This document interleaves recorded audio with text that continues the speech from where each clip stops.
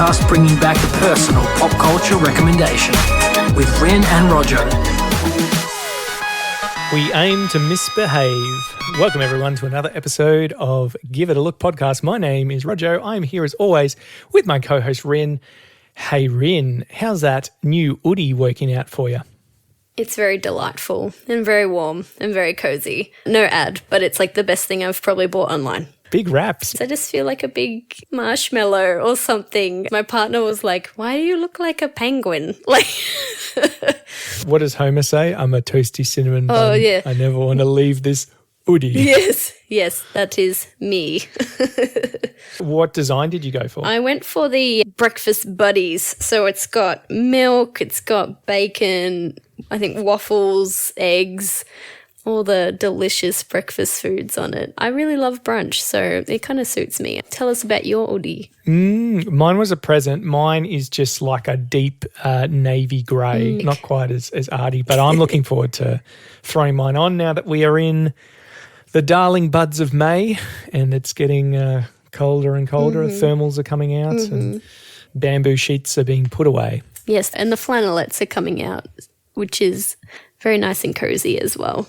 So many changes. And there's changes with us too. We are back to our original subject matter, if you like, our original format. We have swapped over to films after doing a couple of TV series and a couple of albums. So we've given each other a film that the other person has never seen before, and we're going to get their hot take on it. Rinn, what was your recommendation to me? I gave you the 2019 movie Rocketman. Rocketman is like a biographical musical drama based on Elton John and his upbringing and his life and how he got to be where he is today. At the start of the movie, we see him he's very flamboyant in all his costumes. So we see him kind of walking into this meeting saying he's a sex addict, alcohol, drugs, you name it, he's done it kind of thing. And he's kind of there to be better. And then he kind of thrusts back into like where it all started. And so we see him growing up in the 1950s and his mother isn't exactly overly loving and his father's very absent. He's got a wonderful grandmother who lives with him and he just kind of has this knack for music, really. Like he can perform music by ear, essentially. And, eventually he goes off to study and grows up and performs in pubs. And throughout the movie, we see the musical numbers of his well-known songs performed throughout the film as if they're singing it like a musical style. Elton John's played by Taron Egerton, from Kingsman and Eddie the Eagle. It's a really great film. It just kind of goes through Elton's highs and his lows. We see things like drug addiction and alcoholism and, his sex addiction, and we see his interactions with people like Bernie Taupin. Yeah, and they become friends as well. That's who he's made like a lot of his very successful hits with as well. So we kind of see that friendship throughout. We see Elton hooking up with John Reid, who, is his lover / manager as well. We see that, tumultuous relationship and how that kind of unfolds. I think because this all happened before you and I were born, I actually didn't know this side of Elton John, to be honest. Very eye-opening. But, I'd really like to hear what your opening thoughts are. Just jumping off what you said about Elton, I guess for us, he's always seemed quite clean cut. I wasn't really aware of him until Lion King soundtrack era, let's say. And you probably wouldn't let 1970s or 1980s Elton onto a Disney soundtrack if he was in the middle of the throes of a lot of this. Once I finished this film, I had quite a bit of trouble figuring out why it didn't really work for me. Okay, yep. I wanted to like it more than I did. It's not something I'm putting completely in the trash fire pile. Let's start with the casting of Elton's mother. I think Bryce Dallas Howard might have been not quite right for this role. I think they could have gotten a bit an English performer. Like an actress. Yeah. I don't know. I'm just putting that out there. I mean, I love her. I think she's great. She's great in The Help. She's in Jurassic World and things like that. But no, I do agree with you on that one. And her accent kind of bugged me. Yeah. I'm like, gee, was Sally Hawkins not available? Was Olivia Colman or something? Oh. Wouldn't that be a good one? That would have been amazing, especially because we saw what she can be like as a stepmother in Fleabag. Oh my gosh. Okay, recast. Yeah. Oh, look, scheduling and whatever. I think the film does get better once Taron comes into it, and I think there's a lot of strengths to his performance here. I like that he actually sang the songs. It wasn't just him like lip syncing Elton's actual voice. And the vocal performance is good. I think his range is quite different to Elton's, though. He's actually probably got a higher range than Elton does. So sometimes he's not quite getting that kind of deeper bass range that Elton has in much of his music. I liked his and Bernie's relationship because it made me reflect that it must be absolutely extraordinary as a songwriter who can't sing or doesn't sing, doesn't do that side of the thing, to find someone who was able to bring your vision to life. Yeah. And you sense the amazing sense of pride that Bernie has in Elton. And Bernie's played by Jamie Bell, Billy Elliot, King Kong, which it's interesting because, you know, he performed in Billy Elliot, the movie, and Elton John has actually written the music for Billy Elliot, the musical. Right on. Yeah, so there's a little connection there. I don't think I've ever seen Jamie's hair this long. It's probably a wig. But you sense the real friendship and, I mean, love between him and Elton. And a lot of the film is about Elton kind of navigating his sexuality and the anxiety of, I guess, coming out publicly and how that might affect his image and whatnot. Yeah. And Bernie, I suppose, tries to help him where he can through that. They have a nice friendship. Like you said, he's struggling with his sexuality and battling his demons with substance abuse and what have you. They do have a bit of a tiff, but they're like brothers. They always come back to each other. Two brothers. It's just called Two Brothers. There's some good choreography in some of these musical pieces. I quite like the one for Saturday Night's All Right for Fighting. Yeah, that's a good one. I like that too. That's when Taron jumps in as well. That's right. Yeah. It wants to put in these kind of moments of surrealism as well at different points, but I just found that it didn't really have solid identity or anything that made it stand apart from your more or less kind of run-of-the-mill biopic. Have you seen Bohemian Rhapsody? Because they kind of came out around the same time. No, I haven't. That's famously on your list. Oh, that's for me, right. It is too. But they're very, different in the way that's more biopic. But this is more. Yeah, kind of plays it a bit more straight. Yeah, this is more like, musical drama biopic as such. Much like Mamma Mia, which we looked at last year. It's almost like a jukebox musical. Yeah. And I can find that a bit problematic simply because you have to recontextualize every song. You have to think about, what would be the most natural point in the real story of this artist for us to put in this song that doesn't actually have any connection to it. So that can get a little bit muddled. If you're a big fan of his music, a lot of this stuff is probably going to fall by the wayside. Like, I'm sure you're going to get everything you want here and more. But it just feels a little bit unfocused and probably a bit too long. I think this needed about maybe 20 minutes cut from it. Okay, yep. I don't know where that would come from, but... No, I agree with you. I'm sure there's, reasons for all the scenes and things like that, but I think like Benny and the Jets, like that kind of scene where he's kind of like spiraling, I suppose. I was like, we already know he's kind of spiraling. I don't think we really need that, but I also love Benny and the Jets. Like, that's a great song. That's a banger. It's funny you say you found it hard to kind of connect. I must admit, when I first watched the movie, I was like, oh yeah, it was okay. I think I just put it on to go to bed or something like that because I'm like, I like the music. But I think I liked it more after watching it a few times, and it made groundbreaking kind of efforts as well. Like, it's one of the first films from a major studio to, include a gay male sex scene as well. Representation's really important, and that's fantastic to kind of normalize. And this movie, I think the budget was like 40 million and the box office was like 195. Just went huge. But I mean, that just shows like how much people love Elton John as well. Very much so, yeah. It kind of fits into that category of, I guess, the mid-budget film that we've talked about a fair bit, and that true. Not really happening. Yeah, and you can have a real hit on your hands. I did quite enjoy the costume design as well, especially in that Benny and the Jets scene. You really get to see, much like a Bowie or any other of these artists at that time that had real kind of art pop performance streak to them. The costuming and the look was just as important as the sound.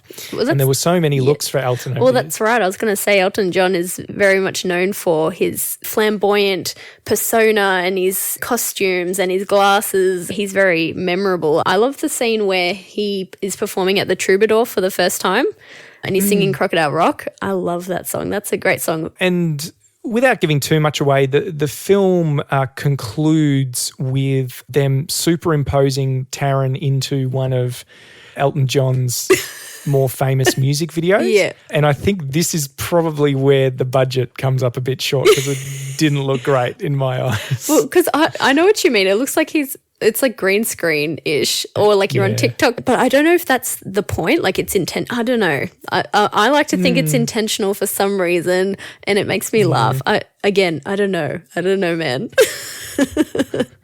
So in summary, if you enjoy the music of Elton John, I think you're going to get your fill here. If you enjoy a bit more risk-taking in filmmaking, you might not find it here. So for me, it's going to be a give it a miss. However, if you do want to check it out, it's recently been retired from several streaming services, so you will have to rent it for a few bucks from some on-demand services, but you can check it out there if you'd like to. Hey everyone, we wanted to take a minute to tell you about our new friends at ZeroCo. ZeroCo make incredible home cleaning and personal care products conveniently delivered direct to your door, minus all the single-use plastic. They're Australian made and owned. All their products are plant-based and feature carbon negative delivery. Now, the way it works is super simple. You order, ZeroCo deliver, you return their reusable liquid pouches and ZeroCo refill them. It's like the milkman reimagined. If you're new to ZeroCo, use our affiliate link in the episode description and get yourself one of their convenient starter kits. Not only will you be cutting down on household waste and helping clean up our oceans, beaches and landfill, you'll also be supporting this podcast. ZeroCo. Give single-use plastic the flick. And we're back. Heading to my recommendation for you, Rinn. It is 2005's Serenity, not to be confused with the film with Matthew McConaughey and Anne Hathaway that came out much more recently. This is 2005 Serenity. This is the Firefly movie based off the Joss Whedon limited science fiction television series from 2002. This is basically like a big beefed up TV special, if you like. Universal decided that there was enough demand and enough of a market there to throw 40 million at Joss and say, look here, mate, you can make your dream episode, basically. Now, unfortunately, much like the show it's based on, the film did not find much success. It did just make back its budget, but it certainly wasn't making the kind of money that contemporaries of that day. So it's a very modest blockbuster, if you like. I'll set the scene, much as I did for Firefly. We're 500 years in the future. Humans are in space. Chinese and American superculture have combined. Most planets that are inhabited in the galaxy are under the control of the Alliance, which are like a big controlling parliamentary wing. And then there are independent planets who are far less developed and kind of look more like cattle ranches. The film is named after Serenity, which is the ship of Captain Malcolm Reynolds, played by Nathan Fillion, and his ragtag group of, well, they're smugglers, basically. They're smugglers and thieves trying to make a living while staying ahead of the Alliance, who would have something to say about their smuggling and stealing. The movie decides to take a particular interest in one of the crew members of Serenity, which is River. So River was introduced in the TV series as a young, traumatized girl who was very gifted, but then was experimented on by the Alliance when it was discovered she had something like psychic powers. And this film opens with actually revealing how she was broken out of Alliance control by her brother Simon. So her and Simon joined the crew of the Serenity in the pilot of Firefly. The film is actually set 8 months after that pilot. Things come to a head when Malcolm tries to use River's powers to pull off a heist, and things go awry and Simon gets mad and Mel decides to kick them off. And then it's discovered that the crew is actually being pursued by a new puppet of the Alliance, the Operative, as he is named, played by a young Chiwetel Ejiofor, future Academy Award winner. So this is a modest sci-fi cat and mouse film about getting ahead of those who are chasing you, and it includes many elements that Joss Whedon said he wanted to introduce into the show at a later date. There's certain revelations about the Reavers, who are these kind of like madmen in space, that he said were going to be part of the season 2 finale. So it's a way for him to explore some things, take some risks, and have some fan service. I watched this film before I watched the series, and I really liked it then, and then I liked it more after the series. I know you weren't super hot on Firefly, but what did you think of Serenity? Did it work as a standalone story for you? I definitely enjoyed it more than the series. I like the visuals better. I like that the camera wasn't as shaky as well. Yeah. And I liked the Reavers aspect of the film. Like, for me, it created more suspense and more excitement. Like, I was more engaged. I kind of like eerie, scary kind of things. Watching it as well, I was kind of like, where's Anara? When's she coming back? And then I was like, oh, there she is. Okay, she's back. Oh, but where's Book? Oh, wait, there he is. Okay, so it was good. It was kind of nice to see familiar faces and things like that. Anara made an appearance. Yay. She doesn't get much to do, does she? No, not really, no. She had a lot of deleted scenes, actually. They really had to cut her role down, which is a shame. Do you know why, or just... I guess it was feedback, you know. That's a shame. It is a shame. I mean, we know you like Anara, and you know that I like Anara a lot. A nice surprise was seeing Sarah Paulson. She does have a bit part here. Yeah, so that was nice. I love her in the American Horror Story series. She's recently been in like Ratchet as well, and I just think she's a phenomenal actress. So it was nice to kind of see like a younger her as well. It's funny when you see people pop up and you go, oh, is this your early days kind of thing? Speaking of people popping up, Glenn Howerton from It's Always Sunny in Philadelphia plays the guy who tries to hop onto their vehicle when they're getting away from the bank raid. Oh, yep. Oh, is that just a little bit take part me for with him. you, and then the take me with you guy. Yeah, no. Classic. I reckon you're spot on with the colour scheme because Firefly the show was very brown and very kind of warm, whereas this has a lot more cold blues and dynamic oranges that really kind of make it pop. For some reason, the character Jane has a newfound passion for like bright graphic tees as well. Like he's often in like rainbow or yellow, and it looks great. The same with Kaylee. She's given like these rainbow graphic sleeves as well. Speaking of Kaylee, I think her character also gets warped a fair bit. There wasn't much of... I didn't think there was much of Kaylee, like, at all. And then there's a scene later on where they've all got guns and they're all trying to prepare for the Reavers or whatever, and then Simon's like, oh, I just wish I had more time to be with you or something. And she's like, oh, like as in sex? And I was just like, oh, have I missed something? I probably missed something from like not finishing the series. There was no lead to that throughout the film. So I was kind of like, I feel like that just should have played a bit more throughout the film for it not to be out of place, I suppose. But I mean, it made it funny. Like I did actually laugh out loud. I was like, ha, like... You know. Yeah, the quippy dialogue that made the series so enjoyable is back here in true Whedon style. And that's one of the challenges of the film because it has to try and satisfy, I guess, new people as well as people who are intimate with the series. If you had seen the series, like there is a lot of tension between Kaylee and Simon, which comes up. And there's this whole thing where he keeps putting his foot in his mouth because he comes from money. A rich background and she doesn't. And she always feels like she'll never get to be with him. Whereas in the film, like there's a few throwaway lines. Kaylee is mad at Mel for pushing them off the flight because she thought maybe they were close to getting together. I suppose it is kind of glossed over if you're not really invested in the relationship. Same with Mel and Anara, and the same with a bunch of dynamics here.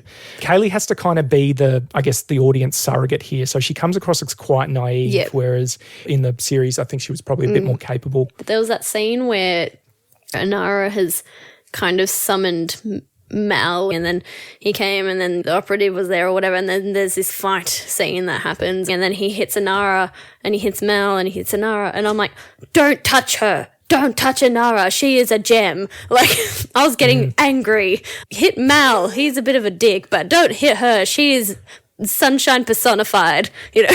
I was a bit maybe too into it. I don't know. We've talked a bit about Mal in the Firefly episode because he almost borders on anti-hero. Like he's quite a hard cookie. Yes. And he's grown this exterior because he got hurt. He fought in a war where his side basically abandoned him. And so his whole outlook on life and the world is shattered and he's out for himself. He only takes on these crew members, he says, out of necessity to help him run his ship. The difficulty that I think you had, and I think some other people might have with Mal, is trying to sympathise with him, because you sense underneath there is compassion and there is a good guy, but it's under layers and layers of arrogance, under layers of defensiveness. And I think there's scenes like I can see that is a thing, and you can see when there's something that happens and Book says something to him, and you can see that Book can see him for who he is, but Mal can't see himself for who he is. He's so buried underneath all of this hardness.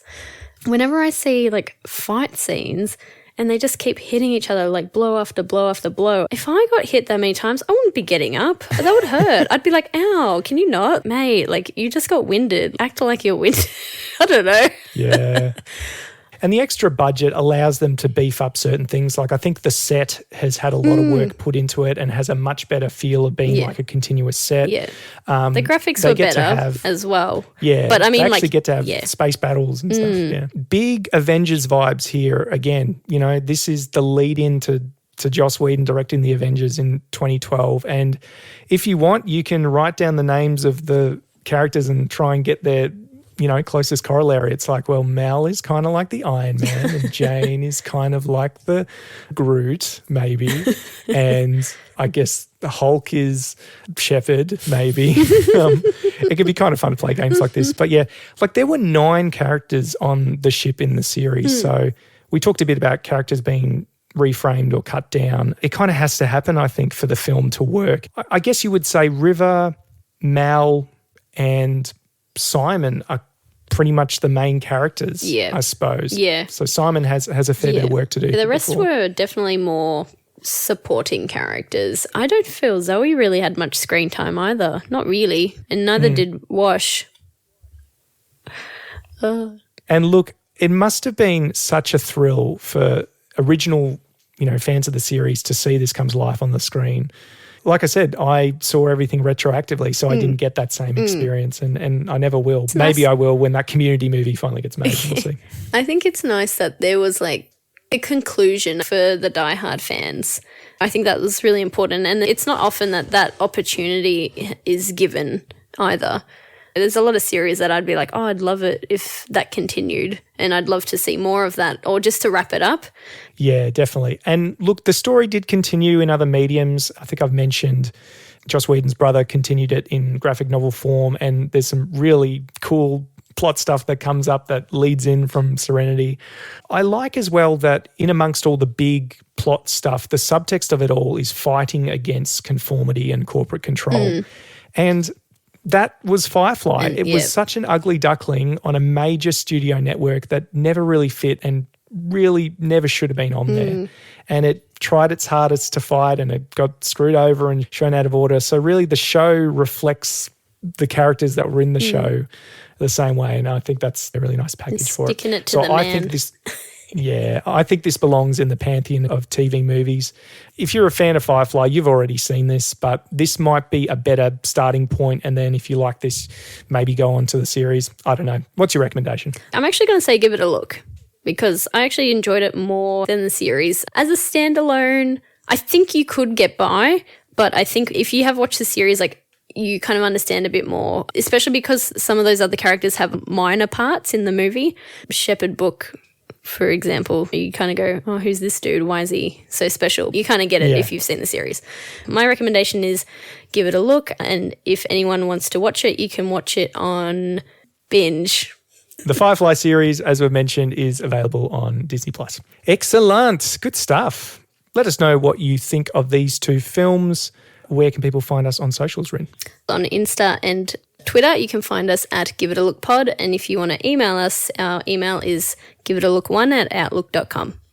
Little surprise announcement. Next week is going to be our last episode for a bit. We're going on another break and we'll have more information about that in next week's episode. What are you giving me, Rinn? I am giving you one of the films that I loved watching when I was younger because it's so relatable. Angus Thongs and Perfect Snogging. Nice. I'm giving you another kind of coming of age story of a different take.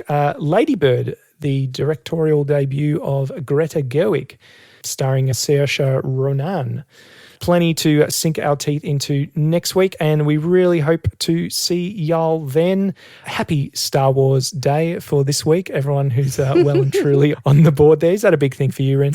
Oh, no, not really. I haven't watched any of the new ones, I must admit. I was going to, and then something came up, and now I'm a bit not terrified, but PTSD to a degree. Don't forget to subscribe, leave ratings as well for us on Apple, Spotify. We're on YouTube now.